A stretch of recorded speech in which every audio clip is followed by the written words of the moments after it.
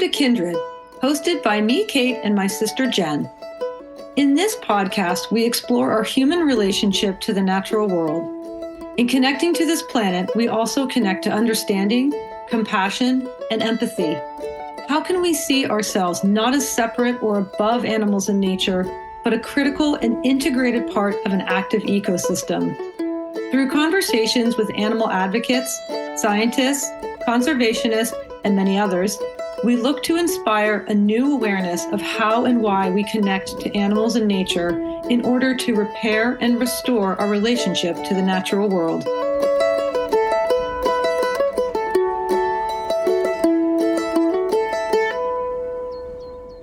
Hello and welcome to Kindred, Jennifer. How are you today?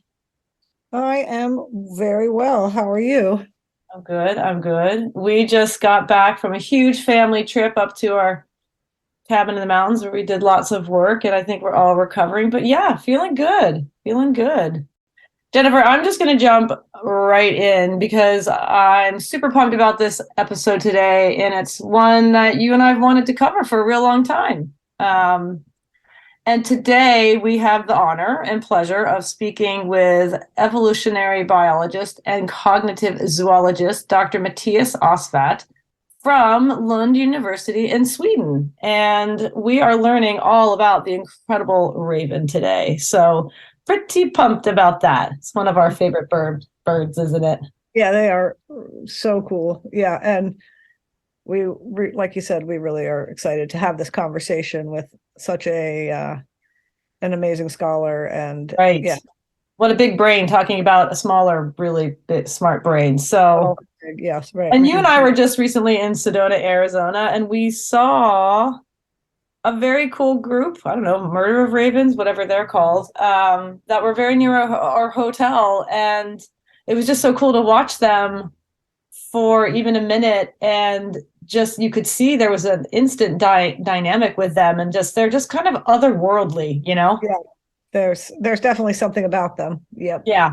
And maybe that's, I don't know, maybe that's just our animal instincts picking up on how smart they are, you know? I mean, Dr. Osvath calls them flying primates, so that gives you an indication about how smart they are. So very, very excited. So a bit about our guest today. Dr. Mathias Osvath, a renowned researcher in animal cognition and evolutionary biology, revolutionized our understanding of raven intelligence and planning. That is for sure. His groundbreaking work challenged the notion that planning was exclusive to humans and primates. Beyond research, he strives to bridge the gap between science and society by promoting a deeper appreciation for the cognitive capabilities of animals and their ethical treatment. Dr. Osvath currently is a cognitive zoologist at Lund University in Sweden. And like I said, today we are talking about cognition, but in context to the raven, which is a bird. And I'm only mentioning that because, well, here, let me just read you the definition of cognition. So the definition of cognition is the mental action or process of acquiring knowledge and understanding through thought, experience, and the senses. And this is in context to a bird, right? Not a human, not a primate, a raven. And I think, that's why I say, give the definition of cognition. I really was just sort of like mulling over this definition and just how incredible it is that this word can be applied to a bird is astounding to me. And this is exactly why we wanted to talk about ravens, because I just feel like it's so critical for us humans to understand and recognize that we are not the only cognitive beings out there, right? Literally these brainy, amazing animals that he compares to primates in some way are flying all around us all the time. So I just find that pretty incredible. So make sure you guys follow us on social media and head to our website, kindredpodcast.co, for guest links and show notes and our newsletter. And we'll be giving you more great content on Dr. Osvath and ravens through those platforms. So you can follow us on Instagram and Facebook. at the Kindred Pod for more lovely content about our guest today. Woohoo! So let's head over to that conversation. But first, I will leave you with this, and some of you may recognize what I'm about to read. Then this ebony bird, beguiling my sad fancy into smiling, by the grave and stern decorum of the countenance at war, though thy crest be shorn and shaven, thou, I said, art sure no craven, ghastly grim and ancient raven, wandering from the nightly shore. Tell me what thy lordly name is on the night's Plutonian shore. Quoth the raven, nevermore.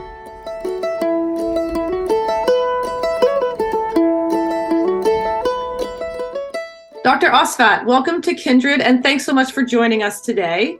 Could you please introduce yourself and tell us what you do?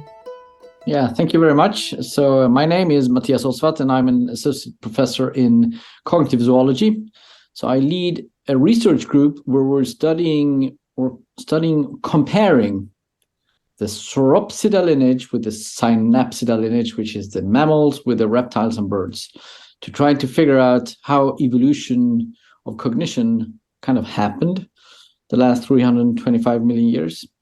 So that's what we're doing, to put it in a nutshell. No big deal, just the last 25 million years. So you've got a couple of years of work ahead of you. No, 325 million years. Oh, sorry. Wow. Yes. So obviously, with that said, there is a lot of neurology we could get into, but we won't. But if you could start us off with a basic overview of the brain of a raven, who we're going to focus on today. I think it's important to talk about neurology a bit because it's critical in our understanding of their capability. And quite frankly, it's incredibly interesting and somewhat astounding. Well, yes, for a long time, people couldn't really understand how birds could be so smart with such tiny brains, because like even a raven, which is quite big, if you look at the brain, it's still not very big compared to ours or a chimpanzee brain. But what birds do, and in particular then songbirds and parrots, is that they pack enormous amount of neurons into a small volume. So they have like 4 times as many neurons per volume unit than a standard mammal, and 2 times as many as we do. So primates pack like twice as many as other mammals, but they pack even more. And then they have arranged their brains in interesting ways so that majority of those neurons are in what can be called the associative areas, which we often associate with higher types of cognition, while we put most of our neurons in our in our cerebellum, that little lump in the back of your head. Right. That's steers your motor abilities and so on. Very important for cognition, though, but they have arranged it differently, and that is probably why they can have so efficient cognition with such small heads. Right. Interesting. So do they have a cerebellum? Oh, yes. So I can tell you a story about cerebellum in birds and primates if you want to. Yeah. Sure. So long time ago, when so-called homeothermic endothermy occurred or emerged, and that homeothermic endothermy is when you're stably warm-blooded, so that you keep your body temperature at the stable level. And that happened independently in both the dinosaurs and the mammals. And now we know that when that happened, both lineages, the number of neurons increased 20-fold compared to a cold-blooded reptile with the same size. And that's enormous. That's like 20 times more. That's doesn't sound much, but if you think of it, it's quite a lot. And what happened in the birds or the dinosaurs is that their cerebella increased proportionally more than the rest of the brain. And the cerebella is about planning your movements and coordinating it with your eyes. So it's super important in most of the things you do. But what happened, and that was not the case in the mammals. However, when we primates again regained like diurnal vision, so that we can see during the day, we got color vision and the so-called fovea, which makes it possible for us to see sharp in a certain area, which has already existed in the older reptiles and so on. But I talk about mammals now. Right. We lived in the night for hundreds of millions of years. Okay. But when we regained that, all of a sudden our cerebella started to blow up. So we were doing it like birds, but a bit later. But then further on in evolution, it was like if the birds, well, we have enough cerebella now, so now we start to grow our forebrains. Right. So that's what happened. And then they rearranged things, and no one really knows how they do it. And also their neurons, they can seem to consume a third of the glucose as our mammalian neurons do. So that it's still a lot of unknowns. The only thing we know is that they're pretty smart. Right. Right. I'm already feeling dumber. And like their brains are very efficient for what they have. They work very efficiently, it seems like. Very efficient and then very focused and so good at what they're going to do. So if we talk about, we call people bird brains, that's clearly a compliment at this point if you call someone a bird brain. Yeah, if you would build a brain as an engineer, you wouldn't build a mammalian brain. I would build like a bird brain, probably. Right. Yeah. Well, yeah, so far. So with that in mind, I want to jump into what then are these amazing birds capable of. So let's start with what are their executive functions? Yeah, executive functions is just one of those trash can terms, which means, and no one really knows what it is, but it's like when you can make decisions, so to speak. Right. You can forego immediate temptations for better rewards in the future. You can do a lot of things. It's used in planning and so on. It's often associated with our prefrontal cortex. Yeah, so executive functions is very much associated with our prefrontal cortex, which is our most beloved part of the brain. We're front heavy. And that makes it possible for us to select the right actions and go further and further into the future with those. So it's not that simple, but I won't go into any details. But that's the case for ravens as well. So they have not a prefrontal cortex, but birds have what is called nidopallium caudolaterale. You don't have to remember that, but that's the analog of the prefrontal cortex. And that's super huge in corvids. It more or less covers the whole forebrain. Oh, interesting.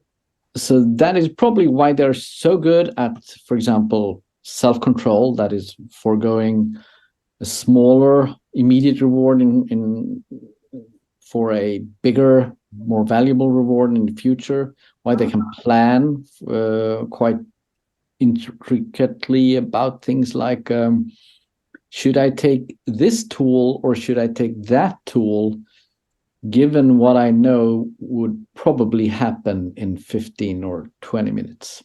So things like that. Yeah. So can you give us like an example of like a study you've done that's shown that? Like, what does that look like? When you do studies like this, they're pretty boring because the time intervals in between are so long. One study, classic study where you study planning, is that you give the animal. No, first the animal has to experience a situation. For example, where you need a certain tool to get to a reward, like an apparatus that we build or something like that.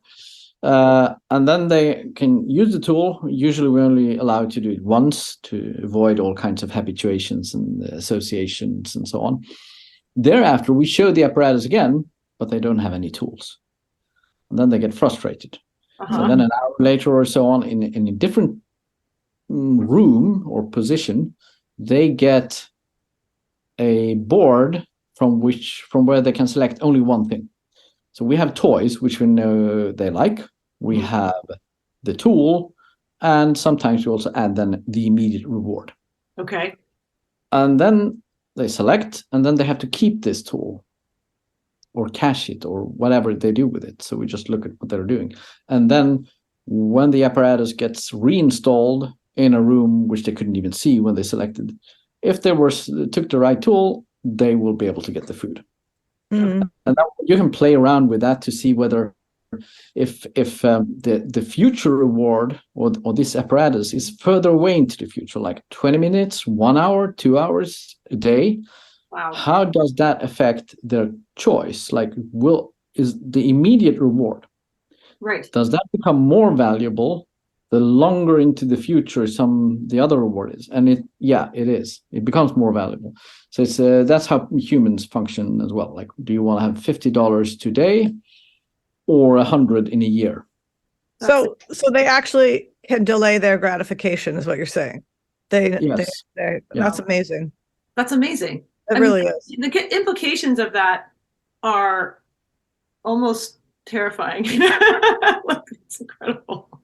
There are also other studies on the delay of gratification in corvids and ravens, and that is that they distract themselves. So if they have an edible piece that they can exchange for something better in the future, right, they start to distract themselves so not to eat it. Wow.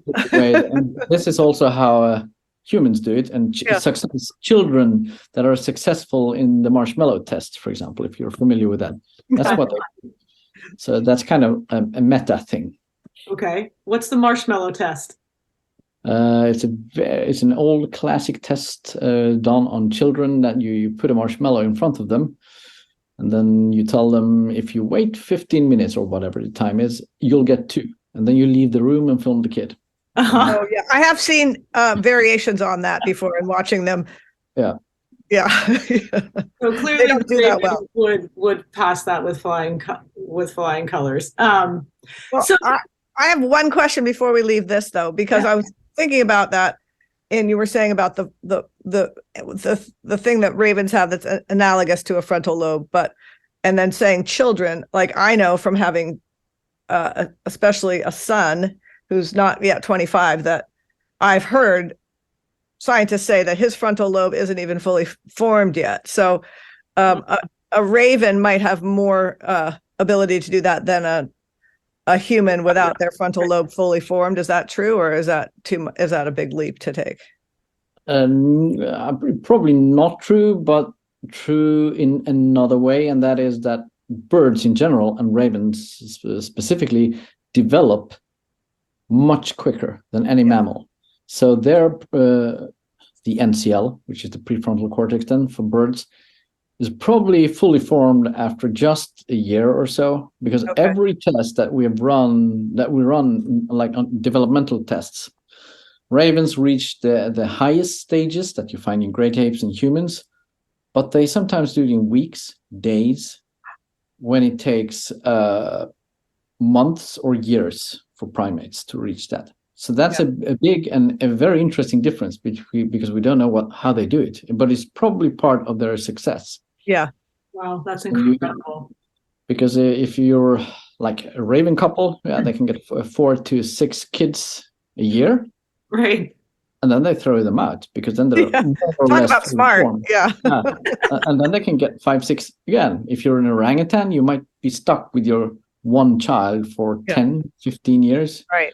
Or as a human for 30 years. Exactly. It's a very efficient way of producing smartness or high numbers of individuals. That's very interesting. So another aspect of ravens I find incredible is their vocal ability. So what makes them able to mimic other voices? Is it like a combination of evolved vocal box and access to a part of the brain that gives them quote unquote speech? Because you had mentioned parrots earlier, and we always think about parrots being the best at mimicking, but if you hear a raven, they literally, to me, they sound more human than a parrot can. Yeah, if you go into look at some YouTube movies, you'll see that they're pretty good at mimicking human voices. Might have to do with their basic calls. It's closer to human voice than a parrot is. But they are vocal learners. Like they're songbirds. People don't think that so often, I think. But so all songbirds, they are, of course, for them, it's super important to learn the dialect of the place where they are. Oh. So if you have a songbird of some sort that migrates to another place, to another lake where it hasn't been before, it shuts up for a while because it hears that the other ones are not speaking the same dialect, and then so it's super important for them, and they start learning this like early on. And ravens, maybe they have a more a repertoire which is more learned than others, so to speak, that other birds might have more, but now I'm just speculating, might have more innate or instinctive, but not purely, of course. So when they're small, they usually practice on their own in a corner or sitting on their own, or putting their head into a jar and gurgling so they hear their own voices. Oh my So, gosh. so it has to do with vocal learning, and also if you travel the world, you will hear certain typical raven calls that you will immediately recognize. But then there's so many other calls that you've never heard. So if I'm here in southern Sweden, even just between some forests, they have completely different dialects. Wow. So it's and also they have this so-called SAD call, which is I think it's an abbreviation for self-advertisement display. Okay. Here I am, or I am this or what, and that's completely specific for each individual. Each individual raven. Yeah. So they come up with that when they're like 1 or 2 years old. And I had one raven he had an injured wing, and he was sitting in a little aviary to heal, but that was just next to these electric fences, right? Because the horses were outside.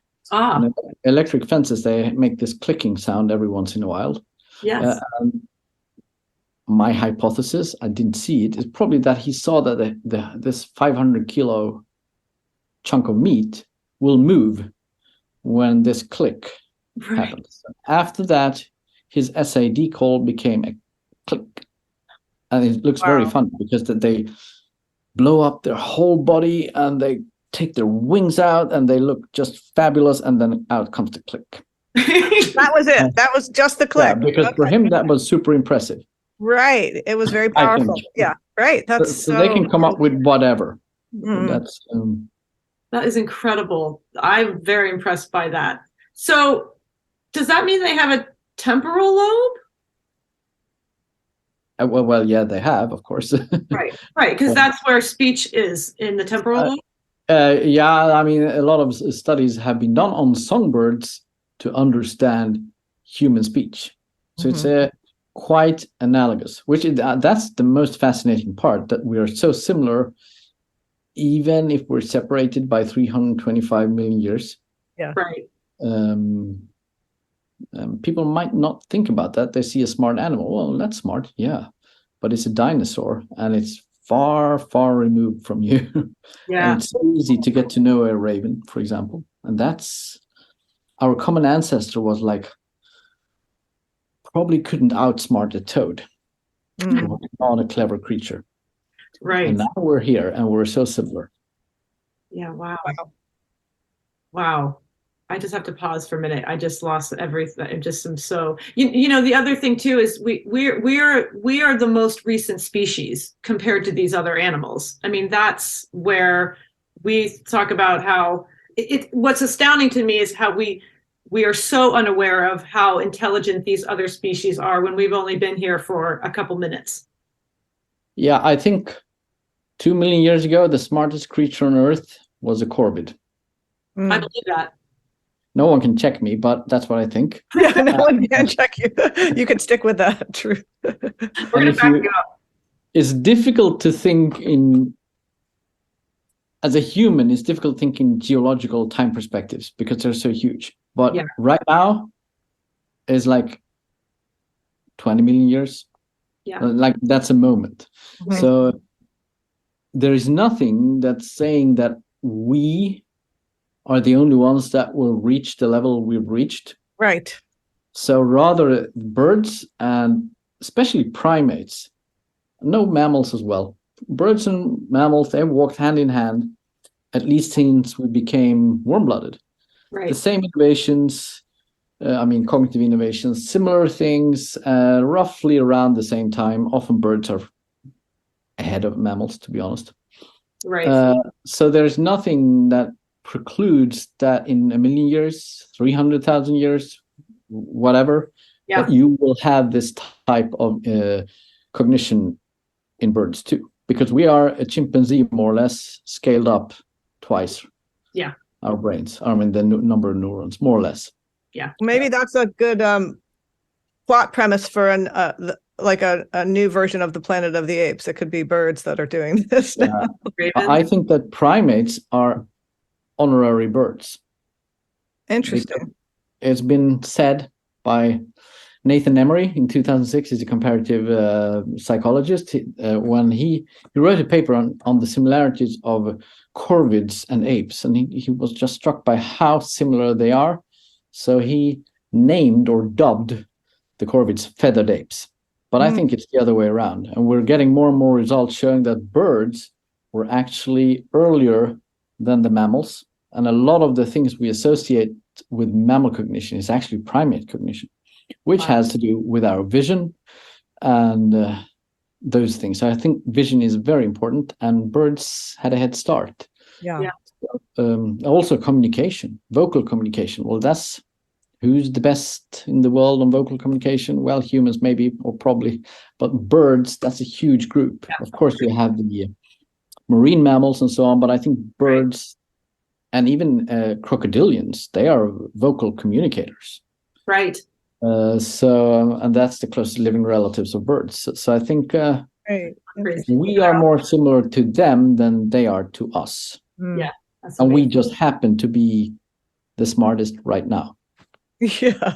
Debatable. So now I wanted to talk about a term you introduced me to when we last spoke, and that's super play. So what is that, and what's happening when you've witnessed this behavior in ravens? Well, let's start from the beginning. Not really from the beginning, but play is usually like divided into motor play, where you play with your body in certain ways, or you come up with new strangeness. Object play, where you play with objects, and social play, where you play socially, which can be, of course, motorical and with objects. But super play is when you do everything at the same time and even more. It's like when you combine everything, and that's something you see in corvids, you see it in parrots, you see it in great apes, and probably in some dolphins. But it's pretty unusual to see. So cats play, dogs play, more or less all animals play, but very few animals play like this, like completely crazy things that are just innovated within a group or by an individual. They even invent games and things like that. So that's what ravens do. And they also play, until they die, more or less. So that's also something that shows, or animals with big brains, they play a lot. They play not only when they're young, but until they're like we do. Science is just play. Right. It's like, is it sort of comparable to like a human playing a sport? Yeah, probably. I mean, and if you're well fed and everything is settled and you don't have to care about how to survive the day, then you play. So give me an example of what it would look like with a raven. A typical way is like hanging upside down from a branch, letting go, and just falling towards the ground and wait until the last moment before you flash your wings out. And the fun part is to get as close as possible to the ground. That's one example. They're thrill seekers then. Okay. All right. Yeah. So and they make it more and more difficult. And you can see that in other like great apes and dolphins, that you try to make it as difficult as possible and reach higher and higher levels in completely meaningless stuff. And then you can see, so that's one. But then you can, like, when they're small, you sometimes play with snow, so you throw snowballs at them, and they try to catch the snowballs, and they're like 5 or 6 of them sitting next to one another, and they try to. So they're like, I don't know which game that would be, but it's like they're trying to get the snowball ahead of any of the other ones. Okay. So hold on one second, because this is now we're talking about prediction and consequences. You mean hanging upside down? Yes. Of course. Yeah. They understand a consequence of if they wait too long. And then it's like that prediction, because they're learning through that repetition of what's going to happen. Yeah, if they succeed. Right. Now, and let's use that example too. Like, would they do that in competition with another friend, like to see who could get closer to the ground? Is that how it, like, kids? I don't know if anyone has, like, they often do it in front of others. Yeah, okay. When no one knows it. But you can also see them when if you see wild ravens playing, they can all of a sudden just stop flapping their wings and putting them next to the body and fall as a rock towards the ground. Yeah. But that can also be used when you're fighting eagles or whatnot. So they're very agile in the air, and you can often see them doing rolls and all kinds of stuff with one another. So they're or dropping stones or twigs in the air and trying to catch it afterwards, or letting the other one try to catch it. Oh, wow. So there's a lot of play going on.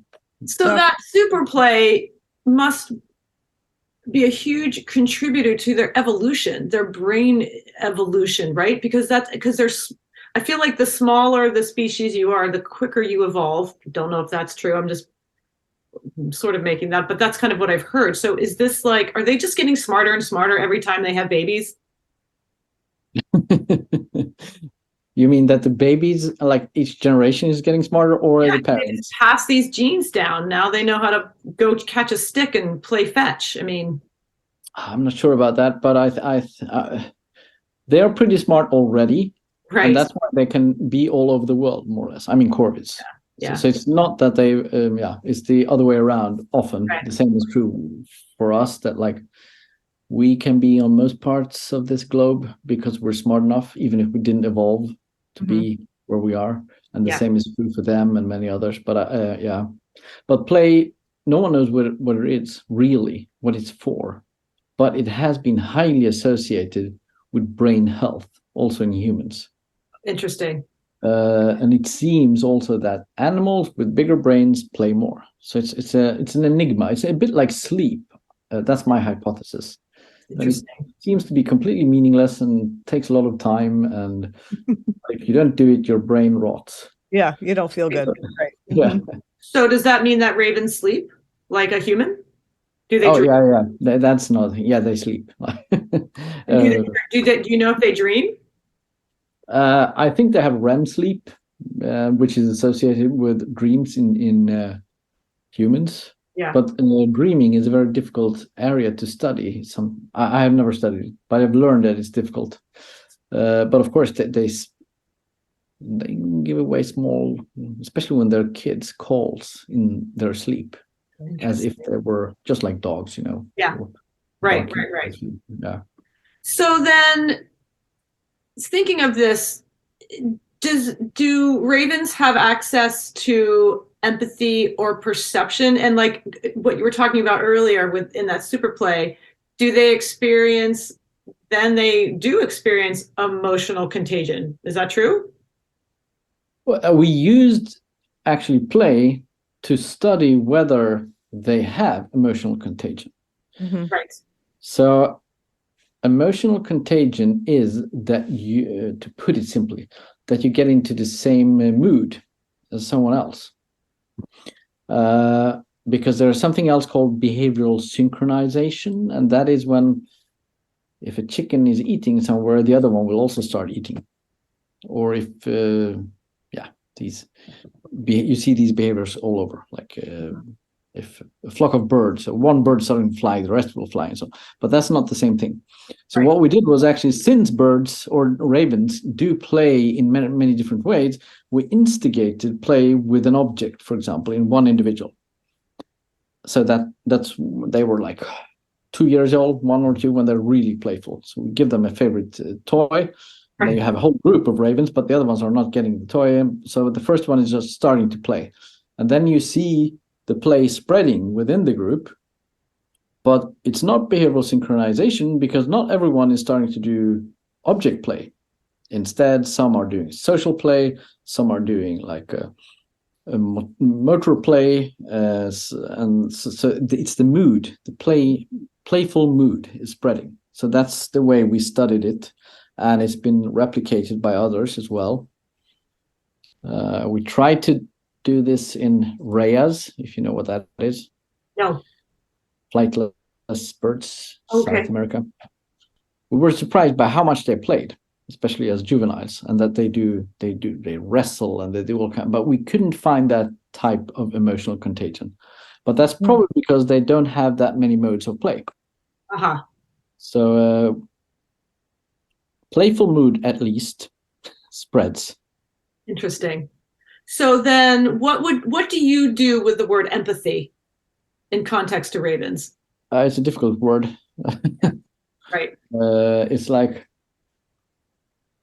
by having emotional contagion, and by also they care about their chicks, and they very much care about their partners or their affiliates or friends.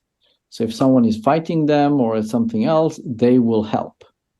And that's an example of empathy. Mhm. Right. Absolutely. Absolutely. And wow, this is like blowing my mind. And also they console someone who's been injured or something, or been in a fight with someone else, and they go over and try to calm them down. Do they also empathy, because then they're not in the same mood as the other one, but they can realize that the other one is Right. upset or something. Right. So if there was an injured raven in there, what do you call a bunch of ravens, a family of ravens? What do you call that? I actually don't know. It's a murder of crows, and then it's Yeah. a woodpecker, and then but ravens is I don't know. I don't know either. So in a group, let's say a raven's friend is injured. Would it bring it food? No one has ever seen that. I Okay. don't know, to be honest. But I mean, in the pair, I would say that's possible because they feed each other all the time. As like, especially the male feeds the female as a token of something. Sometimes she doesn't like it to get stuffed down the beak, a lot of food. When I can relate. Sometimes the cooking's just not that good. So it might happen within the pair. And you should also not forget that ravens are actually mostly pair bonded. So they don't like, they live in groups like the first 1 to 7 years of their lives, depending on if they've found a partner and a territory. Okay. But after that, they are territorial, even if they do remember their old friends and even siblings and so on.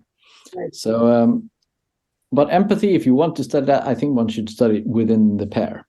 Yes. Interesting. Yeah. So, our last question,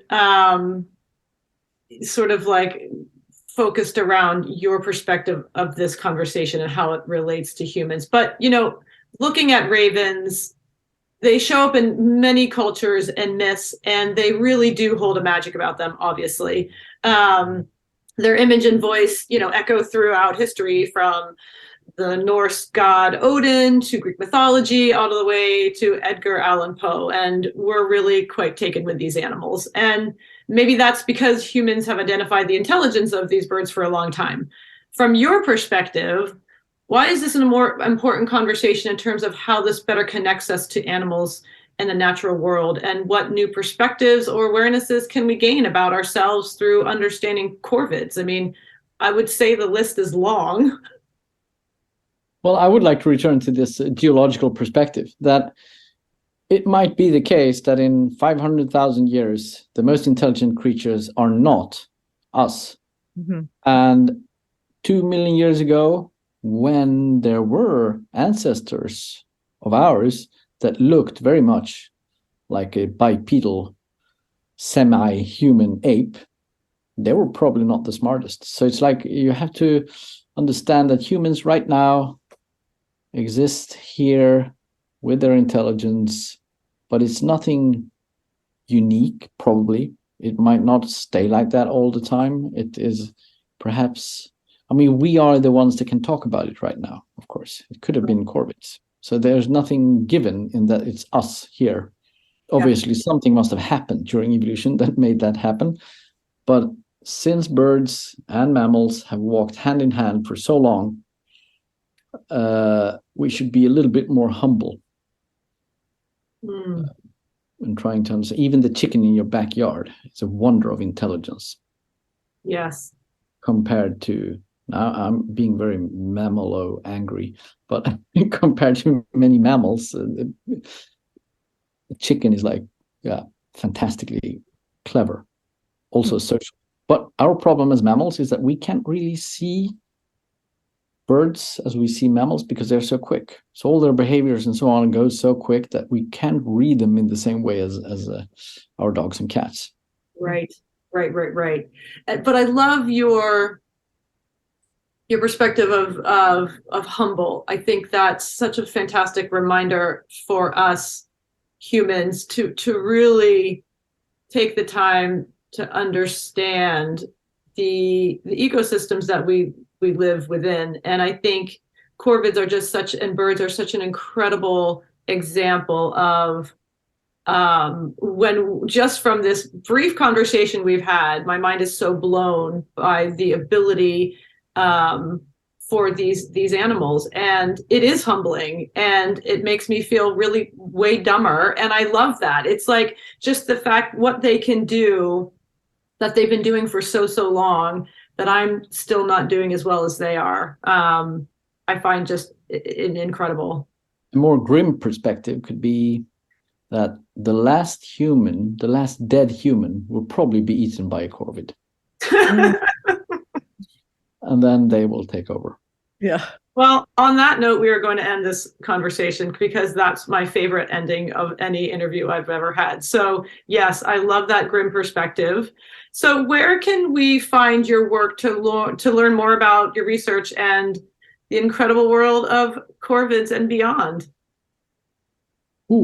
I'm not on any social media because I don't like it, but Smart. and we're utterly unupdated in our web pages and so on. But you can probably go into www.deeptimecognition.lu.se, where we describe one of our projects where we actually look at the sauropsids, which is the lineage where the birds and the dinosaurs and all the reptiles are, or we collaborate with brain anatomists and paleontologists and so on. Well, Mathias, thank you so much for joining us today. That was mind-blowing and fascinating. And now I have 1,000 more questions, and I want to read up on all of the experiments you've done. And I just find these animals incredible, and they did not disappoint. So thank you so much for your time. And thank you. I'm going to go rest my brain now, my dull brain, and learn. You don't get eaten by a corvid. Yep. And yeah, again, thank you so much. This has been absolutely enjoyable to speak to you. Thank you very much.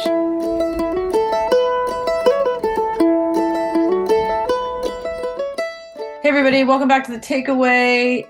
Yet another pretty astounding interview and conversation with Mathias. I'm glad I have a dictionary on hand, and it kind of just blew my mind a couple times. I think there's kind of one big takeaway and two parts to it for me. I think what really hit me, and we've known this, and we're knowing it more and more and more, right? But it's really that we walk around on this planet totally oblivious to what is actually operating around us, right? And what level of cognition is within so many forms of life. And I mean, I'm talking about me. I say we, and I think that's true for the majority of the planet. I do. I just thinking about the higher intelligence of so many animals and plants in this world. And, you know, the other part of this for me is that we only know what we know because once upon a time, one person decided that they wanted to dig really deep into, you know, the ecology and biology and mechanics of a thing, right? Like if Mathias had not done this work, we wouldn't know the depth of cognition that ravens have. Right. And I just think that, you know, so what that means is, you know, think of how many species there are out there that it will just take that one person or group getting together and saying, hey, let's learn about this animal. And then we're all blown away by how smart that animal is and what it does. And or what we still don't know about so many species, or even, the breadth of the amount of species that exists too. That's the other thing. There's 1 trillion zillion billion out there, and yet but yes, your point being, thank goodness for these people who decide that this is their life's work, and they do the work to enlighten and illuminate all the rest of us, and I'm very appreciative of that. I mean, that's truly a takeaway that builds, I feel like, every time we talk to somebody, is that I'm just so grateful that there are these people doing these jobs, and doing this work and doing this research and putting in the hours just because they're driven to do it. And clearly, he's intelligent and he's passionate and he's so, like, I know everyone throws this word curious around. I think curious is an understatement for him, and he's talking about dinosaurs and he's talking about like crocodilians and all this other stuff. And again, we'll throw up some links on the website and through social media about some of his other research that's just so fascinating. And because of his like just passion for wanting to know more, it really is. It's I guess it's just such a gift to Kindred to be able to talk with someone like him, because he just gets to tell us all these anecdotes about ravens that I never ever would have known. And now I saw a crow this morning, and it's the same kind of thing. Like, oh, I know how smart you are, smarty pants. I see you. Yeah. And like we had mentioned in the intro, you and I, when we were in Sedona, we saw that group of ravens, and you and I were like, oh, that's the guy, that one's the boss, like the biggest one. And you could just tell how that bird was behaving, that it was kind of just chirping out orders. It was just crazy. And they really are, clearly, if you take any time to observe them, superior intelligence. There's really, like you said in the intro, there's something about their energy that's just different. Yeah. And right. And I love that he's talking about them as like flying primates, right? Like, let's turn to them first instead of humans. Yeah. But it's very humbling. It's very humbling, and it just kind of opened my eyes, or put a different lens, over my eyes or whatever, just to see again the natural world as unpredictably astonishing. And just because I just don't know. But it was such a great reminder for me, and we're just so appreciative to everybody who speaks with us. And thanks again to Mathias, and thank you everyone for listening. And just a quick little shout out: you can find more on Mathias Osvath and his long career and extensive research on much, much more than only ravens at lunduniversity.lu.se. And of course, as always, you can head over to our website, kindredpodcast.co, for guest links and show notes. And you can follow us on Instagram and Facebook at The Kindred Pod for more lovely content. And again, if you especially like this episode, please rate and review us. I can't tell you what a difference it makes. And we so appreciate it. And I appreciate you, Jennifer, being here with us today too. And thanks for having me. Anytime. You're always welcome. So thanks for listening, and lots of love. Kindred is hosted by me and my sister Jen, produced by Kat Gaddy and myself, sound production and editing by Dan Cooper, original music by Ellie Grace, and our Kindred artwork was created by Lindsay Coffin. Please follow, rate, and review wherever you listen to podcasts, and feel free to contact us through our website at kindredpodcast.co, where you can also find links to our socials, Patreon page, and show notes.